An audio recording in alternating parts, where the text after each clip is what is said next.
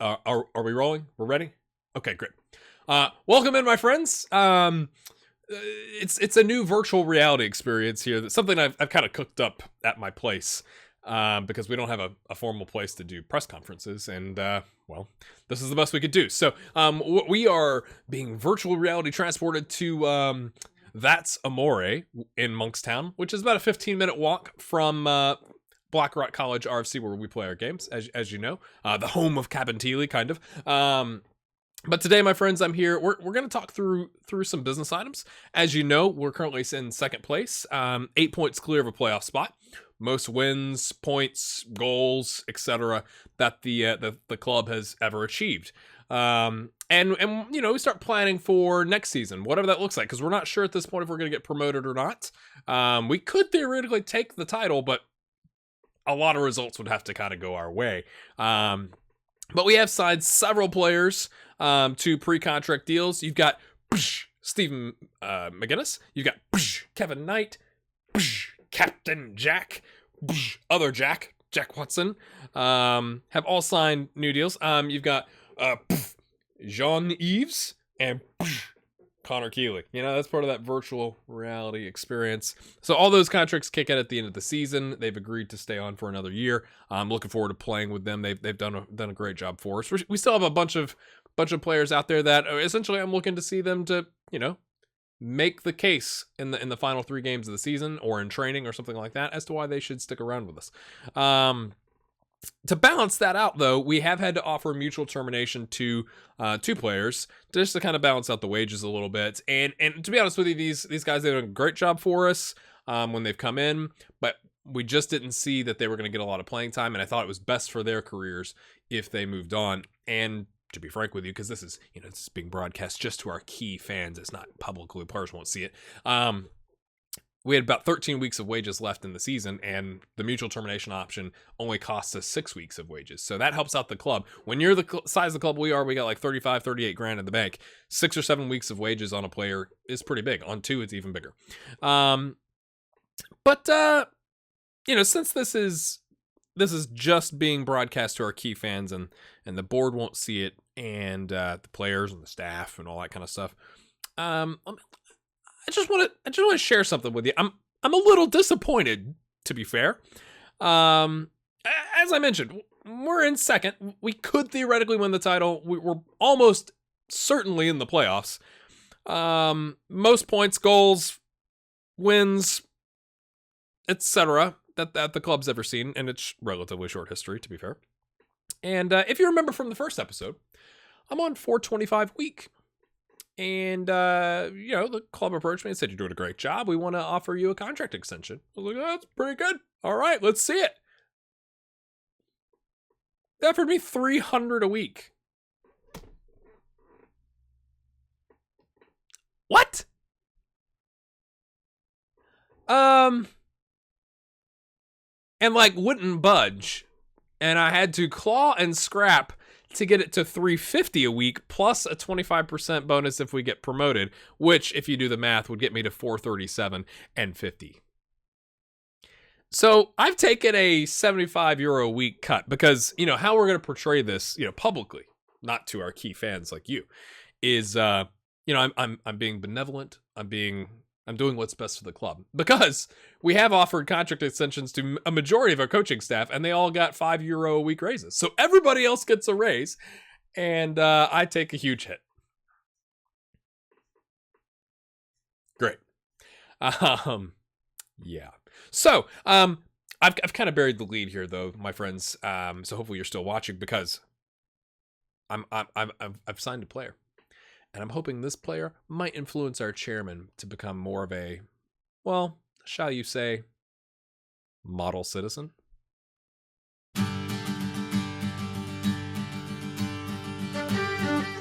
Hello, my friends. Welcome in. It's episode 11. Hopefully you enjoyed that intro. A little bit longer, but I thought it was a different way of, you know, just sharing some team news with you rather than just clicking through all the screens.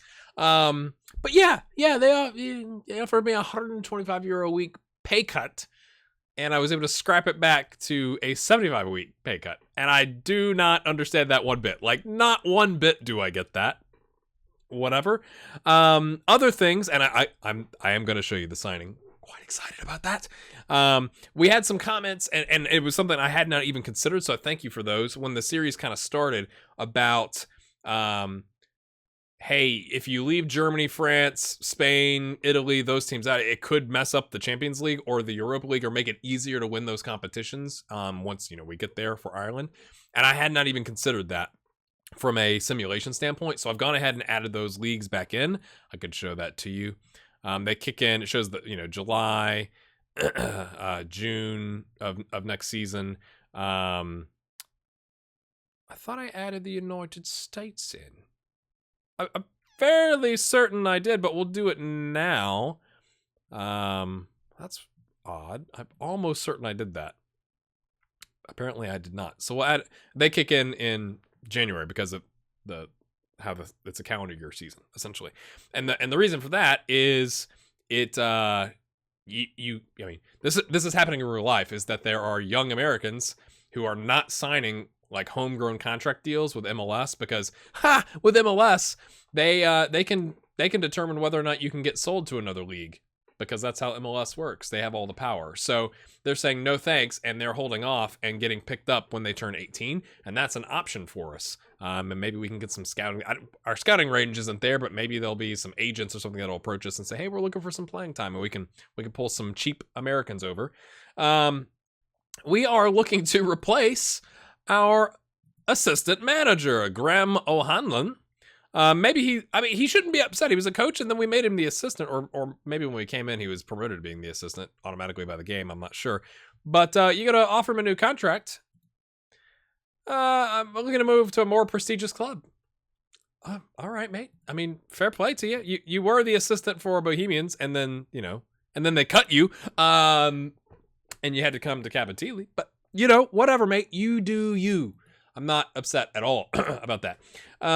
We're also looking potentially to replace our fitness coach, just because of I'm kind of torn, because I don't think we're going to find better than 15 fitness, and maybe that's okay. It's just that the motivating and the determination is quite poor. I'm worried about that being an impact on the squad. And then, as we've talked before, our head physio is an 8 and temperamental, and our physio is a 9 and temperamental. So if I could get the same attributes but not temperamental, I would look at replacing them. And it's 1-year deals anyway, so that's kind of what we're looking at. So we've buried the lead, I suppose. But by this point, it's super buried. It's way deep buried. We have signed David Cassidy, my friends. I'm also using a different skin. Link will be in the description of this one. I've kind of been playing around with it. He is a model citizen, my friends. 18 determination. We've signed him on 120 week, which is a bargain, considering that left back that we trialed at the very beginning of the series to provide some backup for Kevin Knight that we didn't end up signing. I know that's clear as mud. Wanted 230 euros a week. We just couldn't afford that for a backup. David Cassidy's 120 week on a key player contract through next season. I tried to do a 1-year optional extension, and he wasn't having it. And I was so desperate to sign him because of his determination as model citizen for mentoring that I was like, fine, like just do a 1-year deal. That's fine. Totally fine. He can play the Mazzala. We're not really going to use that. He can play advanced playmaker. So against weaker teams, we can use that. On the flip side, a deep line playmaker to maybe more like you play more defensive. His positioning is not as good than the support role. He can do the box to box. I mean, he is an all-around stud, and he's going to come in. Hopefully, let's look at the dynamics. I could show you that. He's a highly influential player, part of the secondary social group. Let's take a look. Because he's relatively new, but he shares similar levels of professionalism. So I'm hoping we're going to throw him in. I can't even remember if I've done this yet. We've thrown him into Gary's group. So Gary O'Neill, with his 12 determination and fairly professional, and David Cassidy as a model citizen with 18 determination with significant influence. I'm hoping he can, a rising tide lifts all boats. The other exciting news, and this is going to be something I've been working on. There's a guy named Lupus that's in a couple different discords and stuff like that in the FM community, has made some kits for next season, because as you look at our that's not even our logo. It's quite, meh. So he's made a new kit for us, and I'm not going to show you who it is just now, but we've got a new sponsor. The thing that's odd with this new sponsor, and I'm going to report it as a bug, is it was announced at 5.75K per year for 2 years. I was like, I'll take anything. We didn't have any sponsors. Sure. And it shows up here as 11.25K for 2 years. That's double. Like 11.5 would have been double. And so I'm very confused by that. It's more money. I'm not complaining, but it just seems it's not like when we got 900 or when the rules of that, I think it was the EA Sports Cup said you get 900 if you lose, and we ended up getting 890, and I was like, who took a tenner off the top, right? It's not that close. Like 5.75 to 11.25K is a massive difference. What happened there? I have no idea. So I'm going to report that as a bug, I think.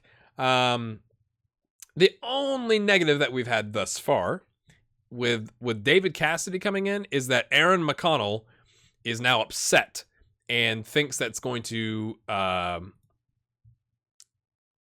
David Cassidy will take his position in the team. And I'm kind of like, mate, you didn't have a position in the team. You're a hot prospect. You played 4 starts and 2 subs.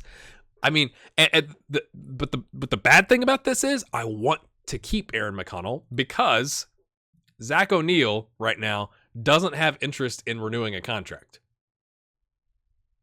So I'm kind of looking at Éirinn McConnell as the alternative Zach O'Neil, as much as it pains me to say that. And we've got some good prospects coming in and all that kind of stuff. But it's like he's on his contract's up at the end of the year, and he doesn't want to sign right now because he's mad. And there's 3 games left, and we're trying to get promoted. So I'm not just going to throw him into the squad with 70% match sharpness. That's not going to happen either. So we may lose Zach O'Neil next year and Éirinn McConnell this year, and that's not good. That's not good. So that's where we're at, my friends. I'm looking at my list here to make sure there's nothing else that I've missed. If you look at the expiration dates, this is the thing that I think is a bit odd. Is like Stephen McGinnis has signed a pre-contract deal. It just doesn't show up because his current contract, I guess because it's not effective, but I think there should be like an asterisk or something. Like, hey, yeah, you've signed this guy. Don't worry. So we've got Stephen McGinnis, Shane. The comments from a couple episodes ago were Shane Costello, like with a light H there. So I apologize if I've been mispronouncing that. He's good till 2020. Hopefully he gets somewhere near his potential ability. Connor Keeley signed a new pre-contract deal. Captain Jack signed a pre-contract deal. Kevin Knight. So our back 5 essentially have all signed pre-contract deals. David Cassidy's locked in till next season. Zach O'Neil's locked in till next season. I want to say Paul Fox has signed. Yep, Paul Fox has signed. I've not signed because I can't tell who's better between Joe Doyle and the other one, Keith Dalton. So I've got to decide there. Would love your thoughts if you got any ideas. 6.74 with a goal and 3 assists versus a 6.7 with a goal and 3 assists.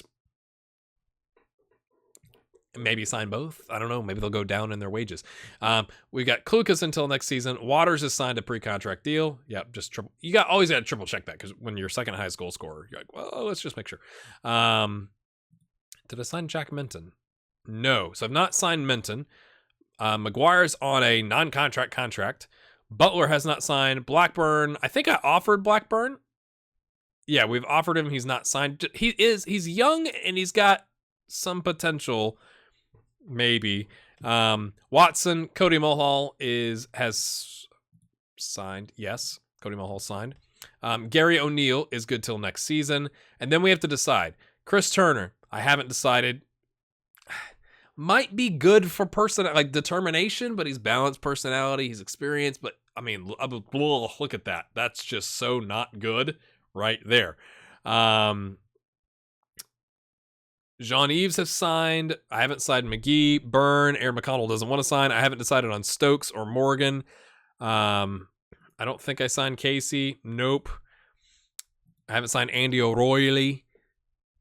Sean Fitzpatrick is kind of upset. And Keith Dalton. So we have lots of, it's kind of like our core minus the right wing is locked in for next season. It's all the backup options that we haven't really decided to sign yet. So I'm not really sure what to do there, to be honest with you. I'd love your thoughts in the comments if you've got some specific ones to throw out there. And I was gonna, I think this is a good episode from a business meeting standpoint. That's what's going on. So I'm gonna leave this screen up here so you can pause it. I'll try and get out of the way here so you can take a look there. I love your thoughts on next season. I mean, let me show you. Again, there's a chance we're 7 points behind UCD, and we play them in our next game. So that's a 6-pointer, as they say. But all three results would have to go for us and against them for us to have a shot at taking the first place, the title, winning the title, getting promoted automatically. My guess is we're going to be, if we go up, it's through the playoffs. And I think that's going to be a big ask anyway. We're going to try and finish as high as we can for the prize money. But this is how I kind of run lower league stuff, is going like, I kind of wait towards the end of the season for the Stokes and Morgan. Lots of people want to commit their future to the club. Do we want them to commit their future to the club? If O'Neill goes and Éirinn McConnell goes, then maybe Owen Morgan comes up and is kind of the replacement, because he's got some good physicals. He's terrible with first touch, but he can play ball winning. No, his marking is terrible. That's no. We'll just use him as like maybe a box to box, like the other box to box, and give him specific instructions not to dribble. Maybe just that. Maybe just not dribble. So maybe he gets more game time. If Éirinn McConnell goes and Zach O'Neill won't sign. So maybe he's kind of a replacement. So I kind of wait towards the end of the season because they're year-long contracts anyway. Now, if another club comes in and says they've got interest in them, then I start going like, okay, let's make a decision. But that's kind of how I run things. Let's just do like a general roundup here. Finances, we got 38 grand in the bank. We have played some friendlies. Killester United. I'm sure that's like Templeog. I mean, we smashed them 6-0. We were supposed to. But that's where we're at, friends. UCD, and then we play Postal United, which I think is really, I mean, it's a dove carrying an envelope. I saw Postal United as a name, and I was like, gotta do it. And we finish off the season against the Ramblers in 8th and Drogheda United in 7th. So there's a chance. There is a chance we could sneak this, but we've got to beat UCD. And they play us 5th and 8th. So technically they have a more difficult end of season run. But they are 7 points clear if they win one game. That'll do it, I think. Sure. Especially if they beat us. So I'm more worried about making sure we hold off the Finn Harps and we, ideally finish second so we can get the money. So let me know on all that. I appreciate your time today. Thanks for watching. The support on the series has been unbelievable. So make sure you hit that like button, and we'll see you next time. We're just going to do a single game next time. It's going to be an extended highlights game against UCD, and we have youth intake. So don't miss that. We'll see you then.